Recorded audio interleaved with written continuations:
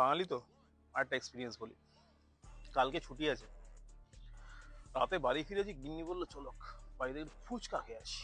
আমি বাহ, আইডিয়াটা তো মন্দ না খুব একটা।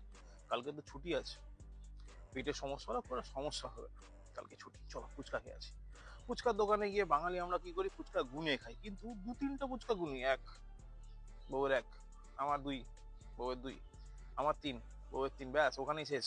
ফুচকার টেস্টের সঙ্গে আমরা আস্তে আস্তে হারিয়ে চলে যাই।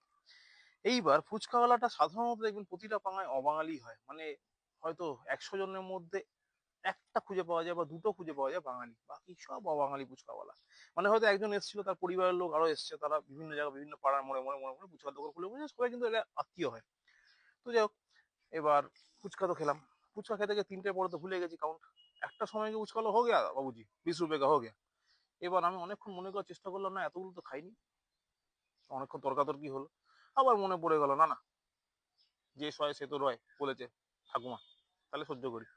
এই করতে করতে সহ্য তো করলাম, কিন্তু এই ফুচকাওয়ালাটা নিজের গ্রামের থেকে আরো 5 জনকে নিয়ে এলো, নিজের বাড়ি 3 তলা করে ফেললো, আমি সেই ঝুপড়ির চালেই রয়ে গেলাম। বাঙালি যে, বেরোতে হবে, এগুলোর থেকে বেরোতে হবে, আর কতদিন চলবে এরম।